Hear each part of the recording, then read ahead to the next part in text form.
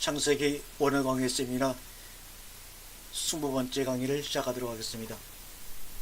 창세기 3장 8절에 보면 그들이 그날 바람이 불 때 동산에 거내시는 여호와 하나님의 음소리를 듣고 아담과 그의 아내가 여호와 하나님 낯을 피하여 동산 나무에 숨은지라, 이렇게 기록되어 있습니다. 아담은 생명나무를 먹고 생명나무 씨를 하와에게 제공해야 했습니다.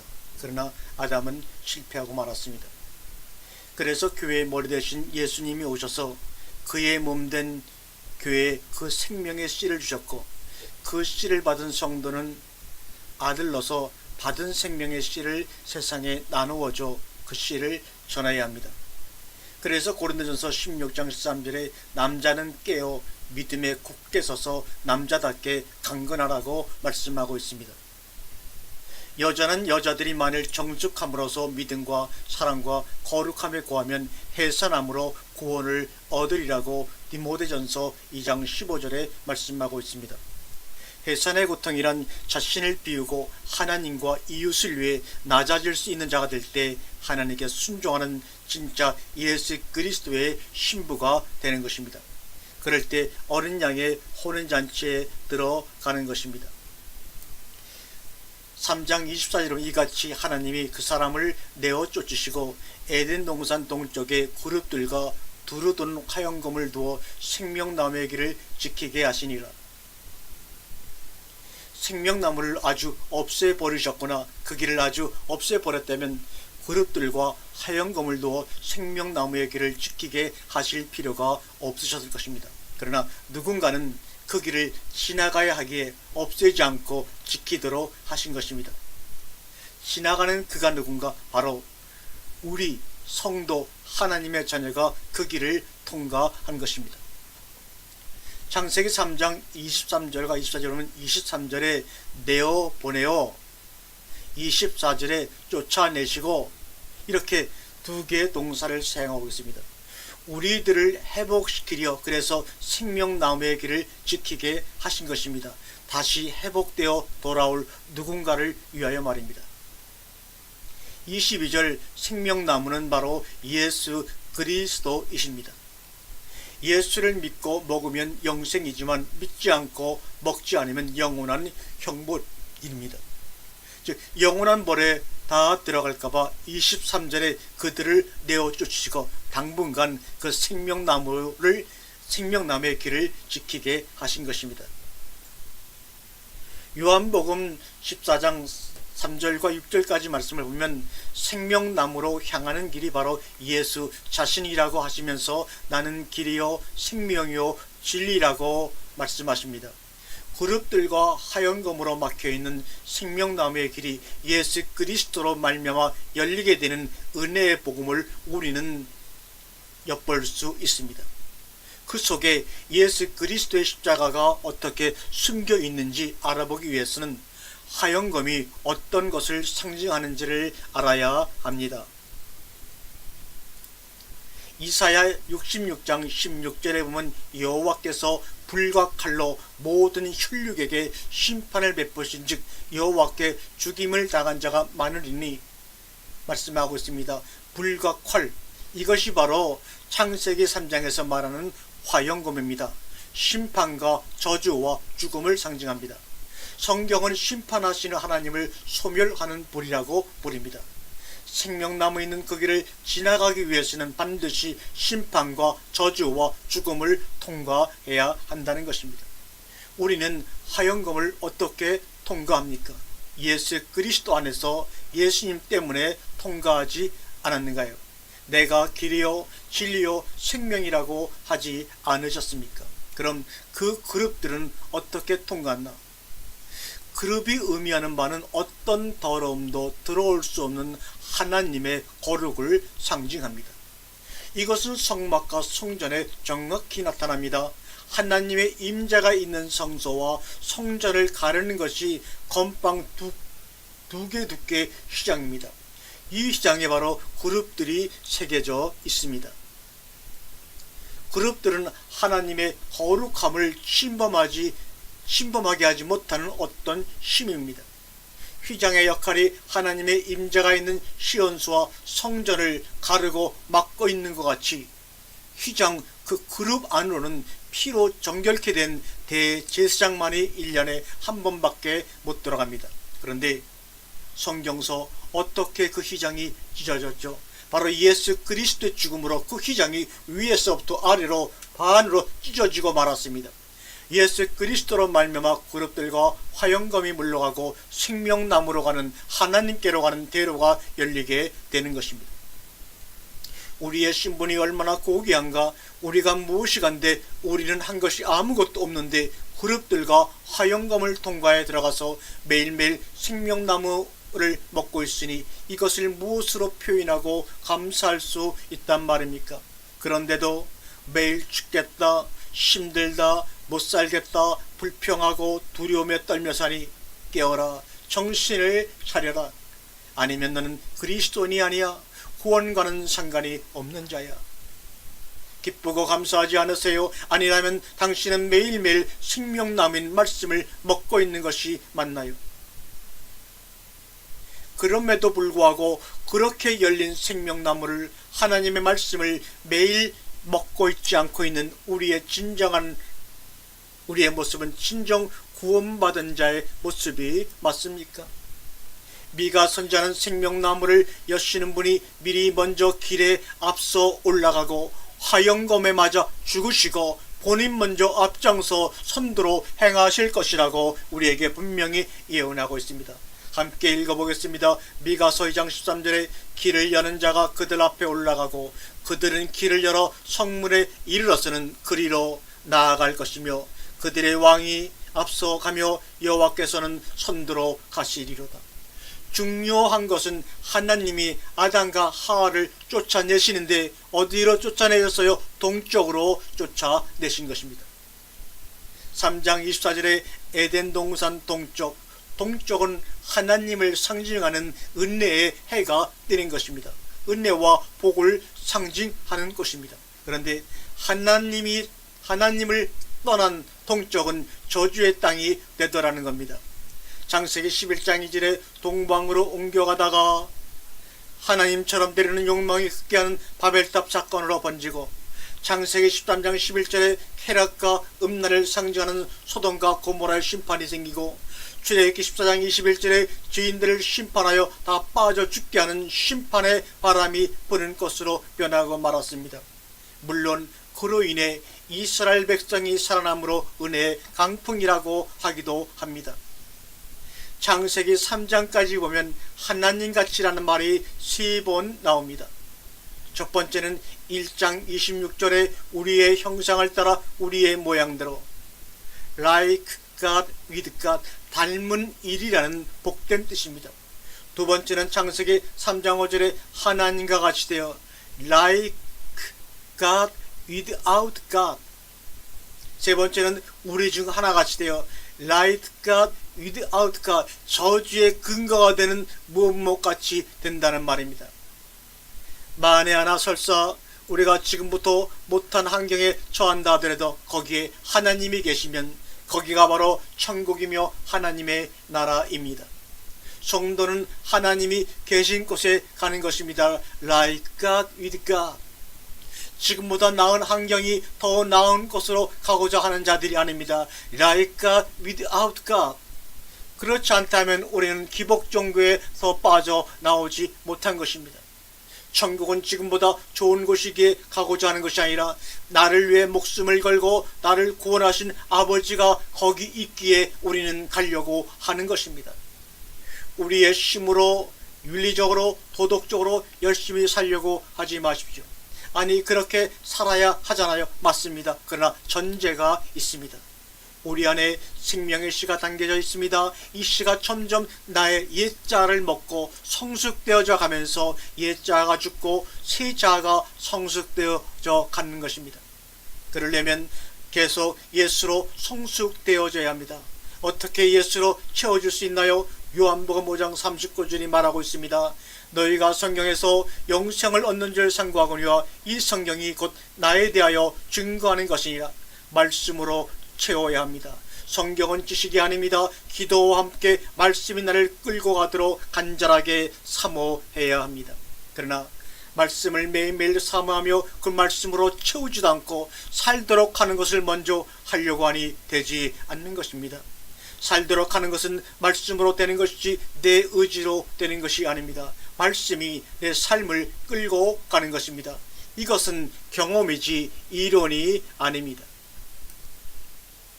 출애굽기 6장 1절에 보니까 바로가 그들을 그의 땅에서 쫓아내리라, 가라시라는 뜻입니다. 출애굽기 6장 6절에 보니까 나는 여호와라, 내가 애굽 사람의 무거운 짐 밑에서 너희를 빼내며 야차. 바로는 이스라엘 백성을 쫓아냈다고 표현하지만 우리 여호와 하나님은 우리를 그 무거운 짐에서 빼어내었다고 같은 환경을 두고 말씀하고 있습니다. 출애굽기 6장 1절과 6절을 비교해보면 1절에서는 바로가 이스라엘 백성들을 쫓아낸 것처럼 보이나 실상은 6절에서 그것을 하나님은 자신이 이스라엘 백성들을 빼어냈다라고 말씀하십니다. 빼어냈다는 말은 구속했다, 건졌다는 말씀입니다. 세상은 우리를 쫓아냈다고 큰소리 치지만 실상은 하나님이 불의한 세상에서 우리를 빼어내신 것입니다. 구속하신 것입니다. 구원하신 것입니다. 창세기 3장 24절에 하나님이 그 사람을 쫓아내시고 가라시, 쫓아내시게 말씀을 보면서 하나님은 우리를 세상에서 쫓아내어 축복의 땅으로 빼내시고 건져내시고 구속하실 것이구나 하는 회복의 메시지를 들을 줄 알아야 합니다. 애굽에서 가나안으로 이스라엘 백성들의 여정이 시작되었습니다. 아브라함이 갈대아 우르에서 가나안으로 아브라함의 여정이 시작되었습니다. 동쪽에서 서쪽으로 여정이 시작되었습니다. 세상에서 하나님의 나라로 여정이 시작되었습니다. 바로가 쫓아내어서 하나님이 우리를 구속하셨습니다. 이것이 바로 복음의 내용들입니다. 애굽이라는 땅, 갈대아 우르라는 땅, 동쪽이라는 땅, 세상이라는 땅은 참으로 풍성한 땅입니다. 우리는 메소포타미아 문명의 발상지입니다. 애굽은 나일강 문명의 발상지입니다. 그러나 가나안 땅은 천수탑으로 농사를 지어야 하는 땅입니다. 하늘에서 비가 오지 아니하면 농사도 단 한 평도 지을 수 없는 땅입니다. 즉 무슨 말입니까? 하나님만을 바라고 하늘만 바라고 농사를 지어야 하는 천박한 땅입니다. 그러나 이것이 바로 구원입니다. 세상에서 쫓겨나 하나님께 건진받은 백성이 구원의 백성이요 성도입니다. 구원은 심판을 전제로 일어납니다. 아직도 세상이 편하고 불편하지 않으면 온전한 건져냄을 받은 것이 아닙니다. 우리도 예수님 안에서 심판의 자리로 떨어졌습니다. 갈라디아 2장 20절에 내가 그리스도와 함께 십자가에 못 박혔나니 그런즉 이제는 내가 산 것이 아니요 그리스도께서 사시는 것이라. 이때 십자가는 바로 창세기 3장 24절의 화영검을 얘기하는 겁니다. 창세기 3장 8절에 그들이 날이 선언할 때, 그들이 그날 바람이 불 때, 선언할 때 바람이 불 때 내 전치사에 르하우가 붙은 것입니다. 그래서 다시 직역을 하면 성령의 날에, 바람의 날에, 신약에서는 주의 날에, 심판의 날이라고 번역을 하면 됩니다. 데살로니가전서 5장 2절에 주의 날이, 이 말은 심판의 날이 밤에 도적같이 오리니. 창세기 3장 8절에 심판의 날에 우리 하나님이 오셔서 전부 심판하여 죽여야 하는데 엉뚱한 짐승이 죽고 그 짐승의 가죽으로 말미암아 죽어야 할 죄인들의 부끄러움이 가려지는 것이 성경 전체가 말하는 복음의 본질입니다. 예수님이 하영검에 맞으심으로 그룹을 찢으심으로 내가 구원받으신 겁니다. 내가 구원받은 것입니다. 이것이 복음입니다. 이로 인해 죽어야 할 심판의 자리에서 예수님의 은혜로 구원받았다는 사람들이 남을 정죄하고 무시할 수가 있나요? 자기가 가장 밑바닥에 있던 사람인데 그 심판의 자리에 자기가 있었던 사람인데 거기서 내가 용서받은 사람이라는 것이 확인되었다면 왜 내가 남을 용서 못합니까? 1만 달란트 빚 상감받은 사람이 500데나리온 자기에게 빚진 자를 잡아다가 감옥에 넣고 조르는 거예요. 그게 바로 현재 우리들의 모습입니다. 내가 나를 아는데, 내가 어디서 건짐을 받고 용서받았는데 누가 누구를 나쁘다 하며 용서 못할 것이 어디 있습니까? 왜 교회에서 서로 다툼이 있고 분란이 있고 파벌이 있고 미움이 있습니까? 그러고도 구원받았다고 하나님 나라 간다고 착각하고 있습니까? 복음은 우리를 하나님의 아들과 딸로 만들어가는 거예요. 그런데 여전히 변화가 없다면 어찌합니까? 생명나무를 먹고 예수님의 살과 피를 먹었다면서 그 씨가 나를 주관하고 주관하지 못하는 겁니까? 하나님 앞에 엎드려서 나 정말 하나님 자녀가 맞습니까? 내가 진정 생명나무 당신의 실과 당신의 살과 피를 먹고 마시고 있습니까? 하고 눈물을 흘려야 되는 것 아닙니까? 이래서 기도가 필요한 것이며 기도하라고 하는 것입니다. 내가 어떤 필요한 것을 얻기 위해 예수님의 이름을 사용하라고 기도하라고 하신 것이 아닙니다.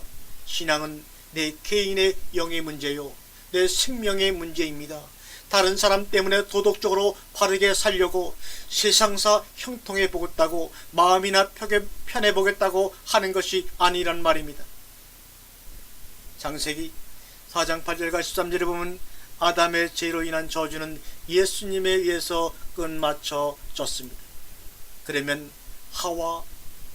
하와는 이 시대의 교회와 우리를 얘기합니다. 하와의 저주는 어떻게 해결이 되었나요? 말씀 생명의 씨를 먹었으면 해산함으로 그 증거를 나타내야 합니다. 여러분의 저주가 분명히 풀렸다면 말씀을 먹음으로 말미암아 해산함으로 그 증거를 나타내어야 합니다. 이것으로 하와의 저주는 해결되는 겁니다. 말씀을 먹었으면 해산하는 고통을 통하여 말씀들이 이 땅 위에 잉태되어야 합니다. 우리 믿음의 사람들은 육정이나 혈정으로 태어난 사람들이 아니라 하나님의 말씀으로 태어난 자들입니다. 요한복음 1장 12절에 그래서 예수님은 해산의 고통을 모르는 선생이 되지 말고 해산을 하는 새로운 씨를 이 땅에 뿌리는 아비가 되라고 그리 말씀하셨습니다. 또한 고린도서 4장 15절에 그리스도 안에서 일만 스승이 있으되 아비는 많지 아니하니 그리스도 예수 안에서 복음으로서 내가 너희를 낳았음이라고 말씀하고 있습니다. 고로 개척교회는 아비가 된 사람이 그 말씀의 자녀들을 잉태하려고 시작하는 해산의 고통에 들어가는 자들입니다. 창세기 4장 8절에 보면 우리가 고안이라는 말이 나옵니다. 가인이 그의 아우 아벨에게 말하고 그들이 들에 있을 때 가만히 그의 아들을 쳐 죽이니라. 와요멜, 여기에 와우 접속사가 붙어 있습니다. 와우 접사는 앞의 내용과 밀접한 관계를 갖고 있을 때 쓰는 접사입니다. 그러므로 여기서 고한다고 하는 것은 하나님이 가인에게 6장과 7절의 내용을 아벨에게 얘기한 것을 말합니다. 여기 들이라고 하는 이 단어는 농사, 경작과 밀접한 관계가 있는 단어입니다. 농사와 경작은 정착민들에게 필요한 내용이며 농사 짓고 성 쌓고 아담과 가인 계통의 사람들입니다. 그러나 아벨 계통의 사람들은 농사 짓고 경작하는 사람들이 아니라 유목민들입니다. 아브라함에게 주신 장래의 기업으로 받을 땅, 그들에게는 들이 아니라 땅을 주셨습니다. 내가 내 고집을 안 꺾어서 그렇지 과거의 어떤 상처, 저주도 말씀 안에 들어오면 다 녹아 없어집니다. 8절에 일어나 와야콤, 여기서는 칼동사로 일어나라는 의미며 사역동사로 이 와야콤이 쓰일 때는 세우다라는 뜻이 됩니다. 한글 개역판에는 일어나가 생략되어 있습니다. 여기서는 가인이 아벨에게 일어나 한판 붙자 이 말입니다. 인류 최초의 형제간의 살인이며 최초의 전쟁입니다. 9절에 보게 되면은 이르시되 와요멜, 여기서도 와우 접속사가 붙었습니다. 즉 앞의 내용과 연결시키고자 하는 것입니다. 가인이 아벨을 쳐 죽이자마자 하나님이 나타나시어 말씀하시는 장면입니다. 그들의 눈에는 하나님이 보이지 않았으나 하나님이 그 현장에 계셨고 보았다는 것입니다. 여기서 그렇다고 보시고 막으시지라고 생각할 수도 있습니다. 그러나 이 장면에서 우리는 나의 생각이 먼저가 아니라 하나님의 마음과 경륜을 읽어내야 합니다. 막으실 수도 있는데 그냥 죽도록 놔두시고 죽은 직후 나타나신 하나님의 뜻은 도대체 무엇이란 말인가? 그래야 말씀 속에 감추인 진리를 깨달을 수가 있습니다. 가인아, 내 아우 아벨이 어디 있느냐? 내가 알지 못하나이다. 거짓말합니다. 아우를 지키는 자니까 무관심합니다. 가인은 감히 하나님의 면전에서 안옥히 내가 나를 강조하면서 자기가 주인임을 끝까지 포기하지 않는 죄의 모습을 드러내고 있는 장면입니다. 12절에 너는 피하며 유리하는 자가 될 것이다. 방황하는 자가 될 것이다 라고 말합니다. 방황하는 이유는 아버지가 없어서, 돌아갈 것이 없어서 방황하게 되는 겁니다. 요한복음 14장 1절과 2절에서 마음에 요동치지 말라. 내 아버지 집에는 거할 곳이 많다. 즉 요동치고 근심하는 이유는 아버지가 없어서 돌아가 거할 것이 없기에, 그러나 너희는 거할 곳이 많다는 것입니다. 이때 가인은 하나님께 말합니다. 내 벌이 중하여. 이때부터 죄짐이 생겼습니다. 죄는 실존의 문제입니다. 죄는 남이 지적해 주는 것이 아니라 내가 압니다. 하나님 나라 가려면 세상쯤 다 내려놓아야 합니다. 그게 바로 신약에서 말씀하신 낙타입니다. 부자가 하늘나라에 가는 것은 낙타가 바늘구멍을 통과하는 것보다 어렵다. 세상 짐 다 내려놓고 하나님의 사랑으로 채워서 가야 우리는 하나님 나라를 통과할 수가 있습니다. 그러므로 내가 그렇게 아끼던 재산, 명예, 건강 다 잊어버려도 잊어버리는 것이 아니라 하나님께서 우리를 그의 나라로 불러들이시기 위해 세상 짐을 가볍게 만드시는 하나님의 은혜임을 볼 수 있는 눈을 가져야 합니다. 남이라고 하는 히브리어는 피를 의미합니다. 이 피는 진리의 문이요 말씀의 문입니다. 피는 진리입니다. 말씀으로 들어가는 문입니다. 이 팀에서 딘과 유사한다는 다마는 유사하다, 닮다, 같다는 말입니다. 피를 영어로 생각하면 상상하다, 생각하다, 기억하다, 계획하다는 말입니다. 또 1820번의 다마는 조용하다, 침묵하다, 휴식하다, 파괴하다, 항폐하게 하다는 뜻을 가지고 있습니다. 땅, 아다마, 아다마, 아다마. 피가 몸 밖으로 나가버리면 티끌이 됩니다. 하나님의 말씀으로 구별된 자들이 향하는 곳, 그런데 거기서 어린 양의 피가 빠져버리면 다시 티끌로 돌아가는 것이 바로 우리의 인생입니다. 하나님이 구분하신 말씀을 소리내는 것, 호흡하는 것.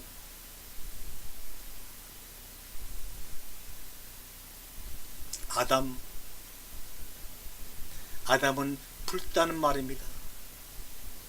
이 불다는 말에서 바로 사람이라고 하는 아담이 유래한 것은 우리가 이미 알고 있습니다. 땅에서 아담이 만들어집니다. 하나님이 구분하신 말씀을 소리내도록 아담이 땅에서 만들어졌습니다. 그래서 네펫이 하야라고 할 때, 생명이라고 할 때 네펫이라는 말은 목구멍, 목이라는 의미입니다. 목구멍이 뭡니까? 소리내는 겁니다. 숨을 쉬는 겁니다. 그 소리내도록 네펫으로 만들었으면 하나님이 구분하신 그 말씀을 소리내어야 우리는 살 수 있는 것입니다. 그것이 바로 숨을 쉬는 것입니다. 아담, 하나님의 말씀으로 구별된 자입니다. 하나님의 말씀으로 낳은 자를 의미합니다. 하나님이 구분하신 말씀이란 뜻입니다. 그래서 계시록에 보면 그들의 이름이 무엇이라고요? 말씀이라. 요한계시록 19장 13절에 보면 또 그가 피 뿌린 옷을 입었는데 그 이름은 하나님의 말씀이라 칭하더라. 하늘에 있는 군대들이 쉬고 깨끗한 세마포를 입고 백마를 타고 그를 따르더라. 하느님이 천지를 창조했다 할 때 그 천지 중에 지, 땅이라는 아래치라는 단어를 세 개의 자음으로 이루어졌는데 이 자음을 풀어보면 하나님이 낚아 올리다는 뜻입니다. 하나님이 낚아 올리고자 땅을 만들어 놓으신 것입니다. 아비, 아버지, 이것을 히브리어로 아부라고 합니다. 이 말은 하나님의 집이란 뜻입니다. 때로는 사랑의 집으로 해설한다는 말도 되겠죠. 알레 베이트에 요두가 붙어 있는 것이 바로 아버지라는 뜻입니다. 우리가 아버지 할 때는 바로 하나님의 집을 사모하는 자의 고백입니다. 창세기 5장 4절에 보면 나흔이라는 단어가 나옵니다. 우리가 5장 4절을 보면은 아담은 셋을 낳은 후 800년을 지내며 자녀를 낳았으며, 여기도 와 요레드, 와우 계속형 접속사가 붙어 있습니다. 이 말은 800년 동안 계속해 자손을 낳았다는 의미가 됩니다. 어떻게요? 와우 계속형이라는 접속사를 통해서 알 수가 있습니다. 수학자들이 추정한 계산에 의하면 노아의 홍수 당시 세계 인구는 약 20억 명 정도로 추산합니다. 그 근거로 다산과 장수 등의 이유를 근거로 하여 그렇게 컴퓨터로 계산을 해냈다고 합니다. 아담의 후손과 후손 가인과 아벨은 신앙의 대표자와 불신앙의 대표자로 뽑혀서 섰던 것이 달랑 4식구만 있었던 것은 아닙니다. 창세기 4장 1절 원어 성경에는 우리가 말하는 말미암아라는 단어가 없습니다. 우리 성경에는 아담이 그 아내 하와와 동침함에 하와가 임신하여 가인을 낳고 이르되 내가 여호와로 말미암아, 이 말미암아라는 단어가 없습니다. 내가 여호와로 말미암아 득남하였다를 직역하면 내가 여호와를 낳았다 이런 말입니다.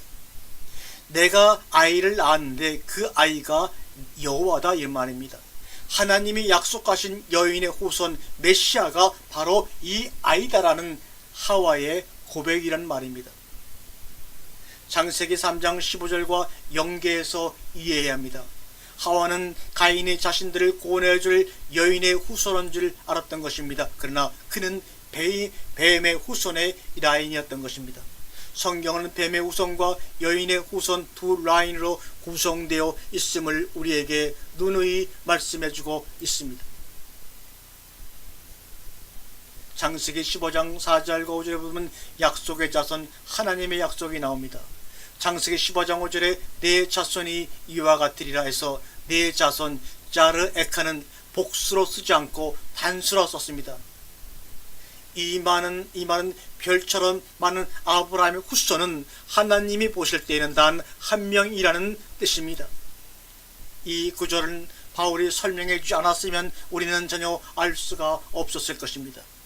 갈라디아서 3장 16절에 이 약속들은 아브라함과 그 자손에게 말씀하신 것인데 여럿을 가리켜 그 자손들이라 하지 아니하시고 오직 한 사람을 가리켜 내 자손 내 씨라 하셨으니 곧 그리스도라.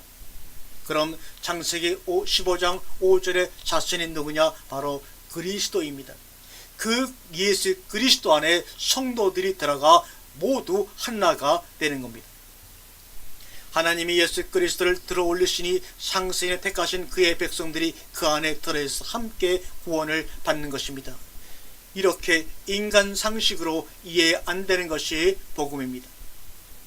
예수 그리스도와 성도는 하나로 이해되어야 합니다. 그런데 가인은 여인의 후손이 아니었습니다. 거기에 실망한 아담과 하와는 다시 후손을 낳았는데 아벨이었습니다. 하와의 실망한 마음이 그가 지은 둘째 아들 이름을 아벨에서 분명히 보여집니다. 아벨 헛되고 헛되니 모든 것이 헛되도다. 아무것도 아닌 자라는 새 이름 아벨을 지어서 자신의 실망한 마음을 표현하고 있습니다. 그런데 하나님은 인간이 보기에 아무것도 아닌 자의 제사를 기쁘게 연락하셨다고 성경은 우리에게 분명히 증언하고 있습니다. 여기서부터 아담의 후손 중 여인의 후손과 뱀의 후손으로 갈라졌습니다. 그런데 성경은 가인과 아벨 개인에 대한 얘기는 전혀 없습니다. 다만 곡식과 양으로 제사를 드렸다는 얘기뿐입니다.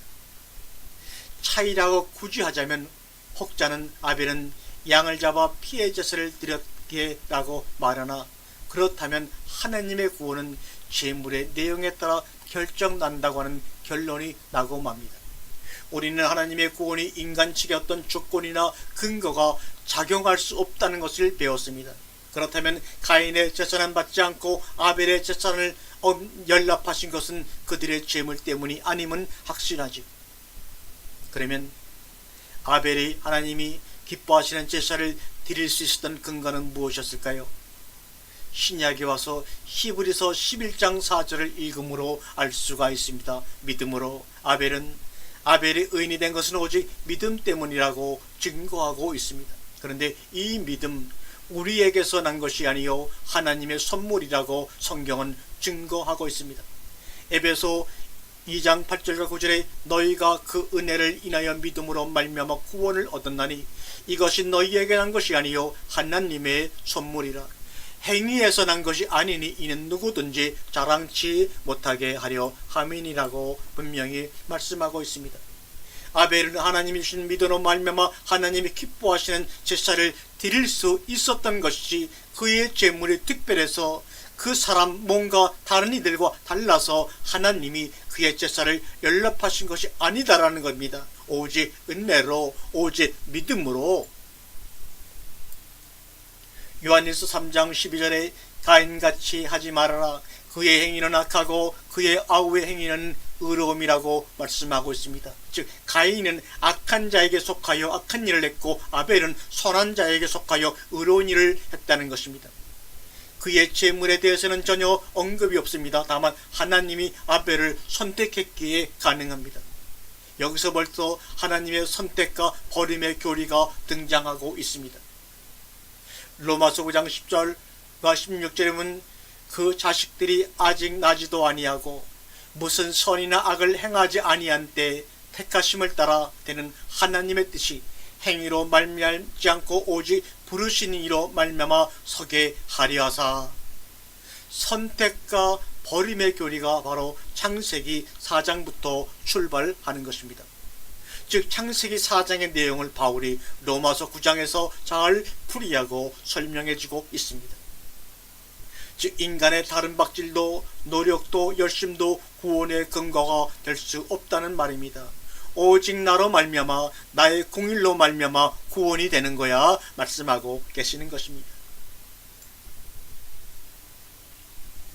시편 20절과 23절에 보게 되면 그날에 이스라엘의 남은 자와 이런 얘기가 등장합니다. 이 얘기가 심판 속에 숨겨진 하나님의 마음입니다. 첫 번째 남은 자의 모델로 아벨이 등장하는 것입니다. 아담이요 저주받은 모든 인간들 중 아벨을 선택하셔서 그날에 이스라엘의 남은 자와 창세기 4장 5절에 보면 받지 아니하신지라 샤아르.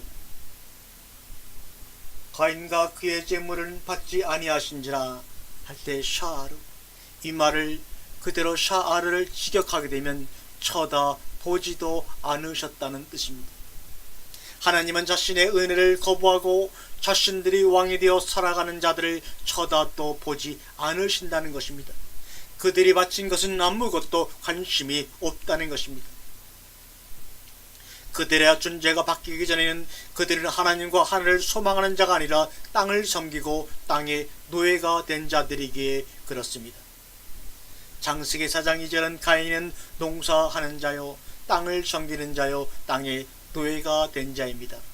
이 땅에 목매고 이 땅의 힘이 자기의 힘이라고 믿고 있는 자들을 하나님이 거들떠도 안 본다 이 말입니다.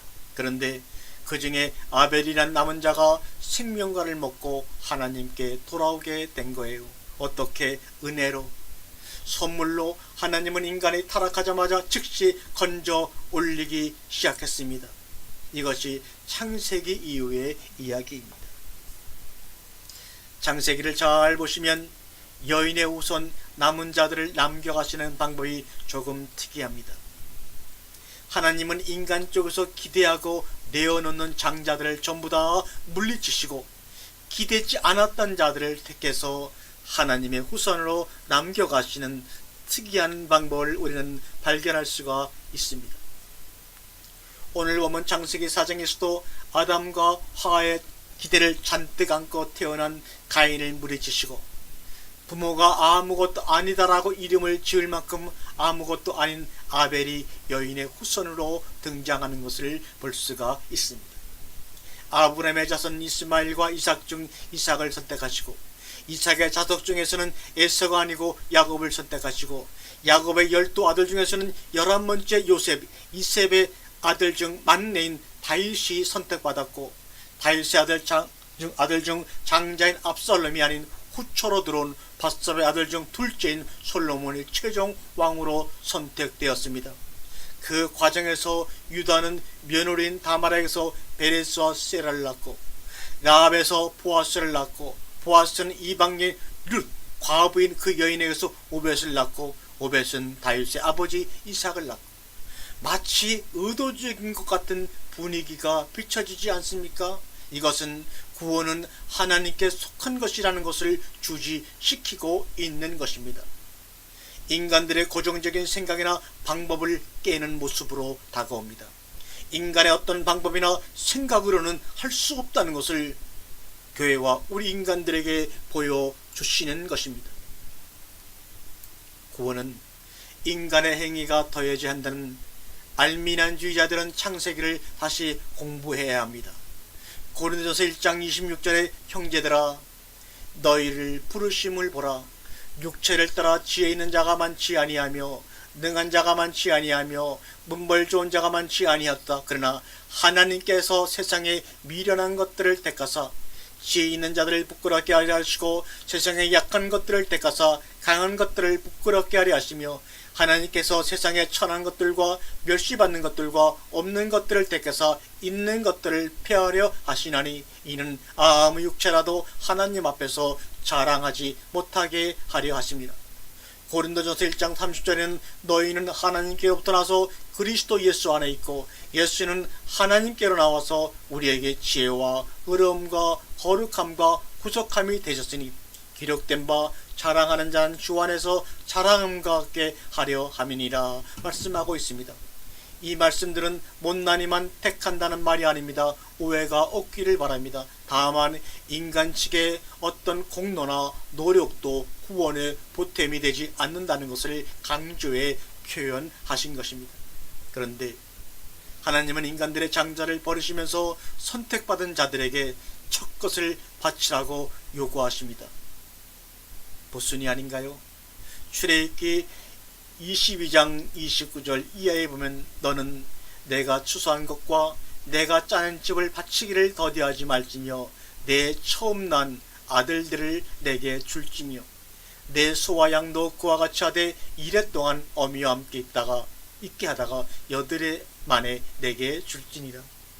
출애굽기 34장 26절에 내 토지 소산에 처음 익은 것을 가져다가 내 하나님 여호와의 전에 드릴지며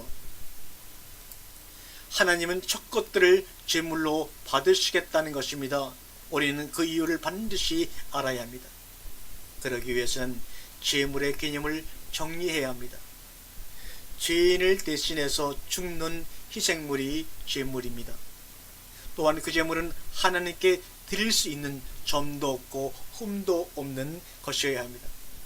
세상에 오직 예수 그리스도만이 이런 제물이 될 수 있으신 분입니다. 그러나 그 후 우리에게 이 자격이 주어졌습니다.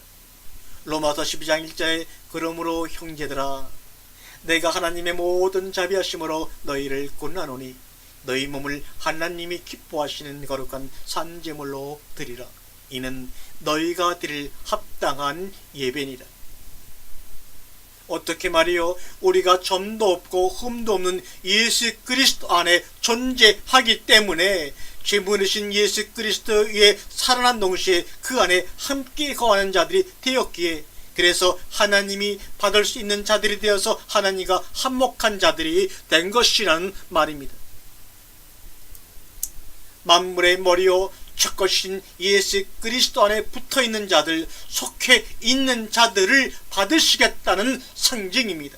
그래서 교회를 장자들의 총회라고 하는 것입니다. 장자들의 총회라는 것은 첫 것들의 총재라 이런 말입니다. 우리는 다 하나님이 보시기에 첫 것들입니다. 민수기 3장 12절에 레위 지파, 애굽에서 나올 때 살려주신 장자들 대신해서 하나님께 바쳐지는 지파가 바로 레위 지파입니다. 레위 지파는 예수 그리스도를 상징하는 것입니다. 예수 그리스도 위에 하나님께 드려진 교회를 상징하기도 합니다. 장자를 드리라고 하신 것은 점도 흠도 없는 예수 그리스도만 받을 거야 이 말입니다. 예수 그리스도만이 나를 기쁘게 할 수 있는 존재이기에 그렇거든 이 말입니다. 그 장자 위에 그 장자 속에서 새롭게 살아난 또 다른 장자들이 있을 것인데 그들이 바로 내가 창세전에 택한 너희들이야 하시는 하나님의 음성이 들리십니까? 내 아들 예수 그리스도로 말미암아 점도 없고 흠도 없는 장자들이 되었으므로 나는 나의 택한 백성들인 교회를 하나도 놓치지 않고 건질 것이다. 하나님의 결연한 의지가 담긴 명령입니다. 그렇다면 장자들을 받을 것이었다면 애초부터 장자들을 위기시킬 것이 아니라 다른 것들을 위기시키시고 그들을 받으셨어야지라는 의문이 들지 않습니까? 그런데 하나님은 인간 측의 장자를 받지 않으셨습니다. 인간 측에서 준비하여 내어놓은 인간의 기대가 걸린 그런 장자가 아닌 하나님이 준비하신 장자를 받으시겠다는 것입니다. 히브리서 12장 22절에 너희들이 이른 곳은 시온산과 살아계신 하나님의 도성인 하늘의 예루살렘과 천만 천사와 하늘에 기록된 장자들의 모임과 교회와 만민의 심판자이신 하나님과 및 온전하게 된 의인들의 영들과 새 언약의 중보이신 예수와 및 아벨의 피보다 더 낫게 말하는 뿌린 피니라 말씀하고 있습니다.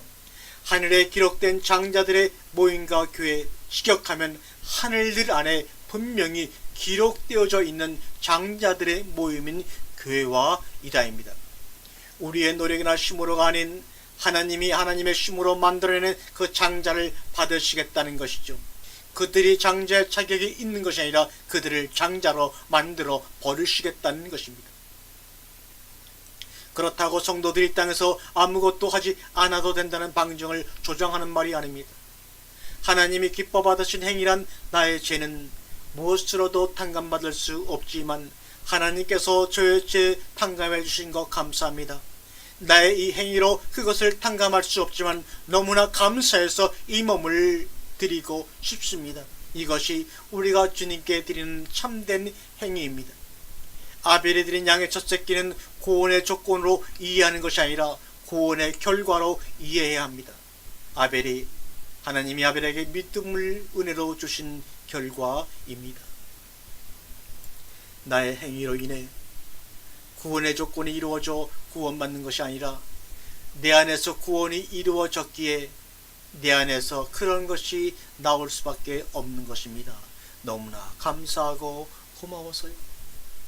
마태복음 23장 34절 이하에 보면 의인 아벨의 피로부터 성전과 제단 사이에서, 로마 3장 21절 보니까 아벨도 선지자입니다. 선지자는 하나님의 말씀을 계시로 받아서 예수를 증거하던 자들입니다. 예수 그리스도를 가리키는 자들입니다. 이 일은 이미 아담의 아들 아벨에서부터 예수 그리스도를 계시하고 있었다는 말입니다. 아벨 때부터 예수 그리스도를 믿는 믿음으로 구원을 받은 것이지 구약에도 율법을 지킴으로 행위로 구원받은 것이 아닙니다. 그러면 아벨이 어떻게 예수 그리스도를 증거하며 살았는지 오늘 본문을 통해서 찾아볼까요? 아벨, 이 말은 아무것도 아닌 자, 이런 말입니다. 성경에서 아무것도 아닌 자처럼 낮은 모습으로 오신 분이 계십니다. 바로 예수 그리스도이십니다. 이사야 53편 2절에 여호와께서 그에게 상함을 받게 하시기를 원하사 질고를 당하게 하셨은즉 그의 영혼을 석권 제물로 드리기에 이르면 그가 씨를 보게 되며 그의 날은 길 것이요 또 그의 손으로 여호와께서 기뻐하시는 뜻을 성취하리로다. 자기들이 하나님을 섬긴다고 제사를 드린다고 자처하던 유대인들에게 예수님은 살해를 당했습니다. 마치 아벨이 그의 친형 가인에게 살해를 당하였듯이 말입니다. 자기의 행위를 의지해서 이 땅의 것들로 하나님께 다가가려고 했던 이들이 바로 유대인들입니다. 그런데 자기들의 죄를 드러내시는 의인이신 주님을 살해하고 만 것입니다. 그 이유는 무엇입니까? 예수님으로 인해 자기들의 죄가 드러나는 것이 두렵고 부끄러워서 예수님을 십자가에 죽이고 말았습니다. 가인은 자신이 드리는 제사의 행위와 이 세상 것들로 하나님을 기쁘시게 할 줄 알았어요. 그래서 열심히 제사를 드린 것입니다. 이것은 바로 자기의 의입니다. 인간의 어떤 행위와 제물로 예수 그리스도와 아무 상관없이 드리는 것은 절대로 하나님을 기쁘시게 할 수 없습니다. 하나님을 기쁘시게 할 수 있는 유일한 제물은 오직 예수 그리스도 뿐입니다. 내가 이렇게 열심히 하는데 왜 나를 죄인이라고 하느냐고 불만이었어요. 그래서 예수를 죽인 것이죠. 왜 내 행위를 값없다 하느냐, 이 말이에요. 목숨 걸고 뭔가 하나님께 해드리고 있는데 왜 네가 와서 나를 죄인이라고 얘기하느냐, 이 말입니다. 가인이 바로 우리 혹은 바리새인들을 예표하는 것입니다. 아벨은 예수 그리스도와 그 안에서 구원받은 성도들을 예표하는 것이죠. 아벨의 피는 예수 그리스도의 피를 상징하는 것입니다. 히브리서 12장 24절에 새 언약의 중보이신 예수와 및 아벨의 피보다 더 나은 것을 말하는 뿌린 피이라고 말씀하고 있지 않습니까? 창세기 4장 25절에 가인이 죽인 아벨 대신에 다른 씨를 주셨다 함이며, 대신이라는 말은 임명하다는 말입니다. 즉 아벨 대신 다른 씨를 임명했다, 이 말은 아벨의 부활을 얘기하는 겁니다. 맞아, 죽은 아벨 대신 셋으로 부활한 것입니다. 맞아, 죽고 저 주십시오. 그러면 부활합니다. 그래서 이 땅에서는 날마다 죽는 것입니다. 창세기 3장 15절에 뱀에게 뒤꿈치를 물려 죽는 게 그의 머리를 상하게 하는 겁니다. 뒤꿈치를 안 물리려고 깨를 쓰거나 도망치지 마십시오. 부활의 전제 조건은 뱀에게 뒤꿈치를 물려 죽는 것입니다. 그러나 하나님은 그러한 살인자 가인에게도 구원의 계획을 세우셨습니다. 가인이 그의 아우 아벨에게 말하고 이렇게 말합니다. 고대 역본들에 보면 우리가 들로 나가자 이렇게 번역할 수 있습니다. 하나님이 가인의 제사를 연락지 않은 이유는 7절에 보니까 내가 선을 행하며 야타부하면 어찌 낯을 들지 못하겠느냐. 행하며 라는 말은 미완료형입니다. 성경서 야타부가 여기 빼고는 단 한 번도 완료형으로 사용된 적이 없습니다. 그 이유는 선은 한순간에 완료되는 것이 아니라 계속해서 이루어져 가는 것이기에 그렇습니다. 히브리어 성경을 헬라어로 번역한 70인 성경에는 위의 구절을 제물을 올바로 바치다, 올바른 제사를 올리다라고 번역이 되어 있습니다. 너는 제물을 올바로 바치지 않았기 때문이야. 그렇다면 하나님은 제물의 내용이나 방식에 따라 받고 안 받고 하시는 하나님으로 오해할 수가 충분히 있습니다. 그러나 하나님은 우리가 어떤 것으로 은혜를 우리가 드리는 어떤 것으로 은혜를 베푸시는 분이 아닙니다. 히브리 사람들의 사고방식에는 올바른 제사를 드리다, 선을 행하다는 올바른 예배를 드리는 것과 정확하게 동일어로 인식하고 있었습니다. 두 번째, 올바른 예배를 드렸다면 이 말은 제물의 얘기가 아니라 예배의 이야기입니다.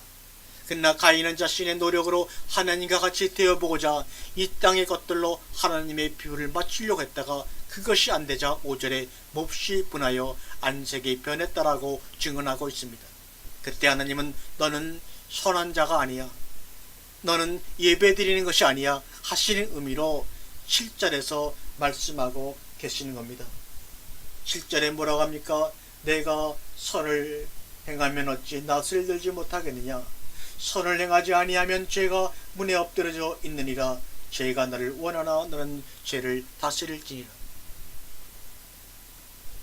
창세기 3장 23절은 그의 근본이 된 땅을 갈게 하시니라. 직역하면 네가 나온 그 흙을 갈게 하시니라. 너의 근본이 어디서 나왔는지 다시 한번 깨우쳐 주시고자 그냥 토지를 갈게 하시니라 하시지 않고 네가 만들어진 그 흙을 갈게 하시니라고 말씀하고 계시는 것입니다. 네가 어디서 나온 존재인지 땅을 갈면서 회개하라는 의미입니다. 나는 연약하고 작은 자이며 하나님을 떠나서는 정말 보잘것없는 자로구나, 하나님 없이는 살 수 없는 자로구나 깨달으면 회개했을 것입니다. 이게 바로 구원받은 자의 삶이며 태도입니다. 우리가 바로 그 자리로 내려가서 그러한 사고로 신앙생활을 해야 합니다. 이 사고와 연결되어 가인과 아벨의 제사가 연이어 나오고 있는 것입니다. 아벨이 아담과 같은 태도로 예배를 드렸다는 것을 설명기 위해 연이어 얘기하고 있는 것입니다.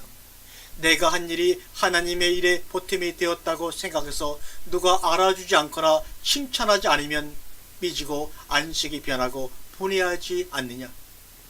이 땅의 인간은 둘로 갈라집니다. 하나님을 예배하는 자와 자기 자신을 예배하는 자. 우리는 이 땅에서 사는 동안 천국 백성으로 양육받고 훈련받다 가는 것입니다. 이 땅에서 나는 아니구나, 나는 티끌이구나 하고 죽는 것입니다. 이것을 옛사람의 죽음, 양육이라고 하는 것입니다. 계시록 12장 6절에 그 여자가 광야로 도망하며 거기서 1260일 동안 그를 양육하기 위하여 하나님께서 예비하신 곳이 있더라. 다니엘서 9장에는 한때, 두때, 반때라고 표현합니다. 계시록 12장 14절에서는 그 뱀의 낯을 피하여 한때와 두때와 반때를 양육받음에 이렇게 말씀하고 있습니다. 창세기 4장 3절에 보면 세월이 지난 후에 야민, 미키즈와 에이, 이것을 직역하게 되면 그리고 날들의 끝으로부터 이런 말입니다. 여기에 벌써 종말이라는 말이 나오고 있습니다. 예배는 종말을 품고 있는 것입니다. 예배는 세상과 나를 구분하는 종말을 품고 있는 것입니다. 이 말은 무슨 말입니까? 심판이 시작되었다는 말입니다. 나를 봐, 그리고 하나님을 믿어. 이것은 믿음이 아니고 인식입니다. 인식은 보는 것, 이해하는 것, 알아채는 것을 의미합니다. 그러나 내려와, 믿음은 보지 못하는 것을 믿는 겁니다. 갈라디아 4장 28절에 형제들아 너희는 이삭과 같이 약속의 자녀라. 그러나 그 때문에 육체를 따르는 자가 성령을 따르는 자를 박해한 것 같이 이제 그러하더라고 주님이 말씀하고 있습니다. 왜 박해합니까? 그들로 인해 자기들의 죄가 드러나니까. 그런데 하나님은 박해하는 그들에게 그냥 당하라고 하십니다. 그게 그들의 심판입니다. 죄를 정죄한 것도 아닌데 그들의 삶을 못 견뎌하게 그들을 핍박하고 죽일 수밖에요. 그러나 대적하면 가인의 죄가 드러나지 않기에 그대로 당하라고 하는 것입니다. 올바른 예배가 있는 곳에는 늘 종말이 선포되는 것입니다. 누가복음 6장 20절에 모든 사람아 사람이 너희를 칭찬하면 화가 있도다. 그들의 조상들이 거짓 선지자에게 이와 같이 하였느니라. 이런 말씀을 하고 있습니다. 창세기 4장에 나타난 살인의 동기는 두 가지입니다. 첫째는 시기요, 둘째는 분노입니다. 인간의 분노는 결국 하나님을 향하게 되어 있습니다. 분노는 하나님의 것입니다. 우리는 가해자다, 분노할 자격이 없는 자들입니다. 하나님의 분노 앞에 자유로운 자가 성도입니다. 예수 그리스도의 십자가로 인해 예수님의 십자가가 인간을 향한 하나님의 분노를 인간에게서 가져가 버리고 말았습니다. 야고보서 1장 19절에 너희가 알지니 듣기는 속히 하고 말하기는 더디하며 성내기도 더디하며 사람이 성내는 것이 하나님의 의를 이루지 못함이라고 야고보 선지자는 분명히 우리에게 말씀하고 있습니다. 분노가 날 때마다 나를 향한 분노를 거두어 가신 하나님의 사랑을 기억하시기 바랍니다. 잠언 16장 32절에 노하기를 더디하는 자는 용사보다 낫고 자기 마음을 다스리는 자는 성을 빼앗는 자보다 낫다고 우리에게 말씀하고 있습니다. 다음 시간에 계속해서 하도록 하겠습니다.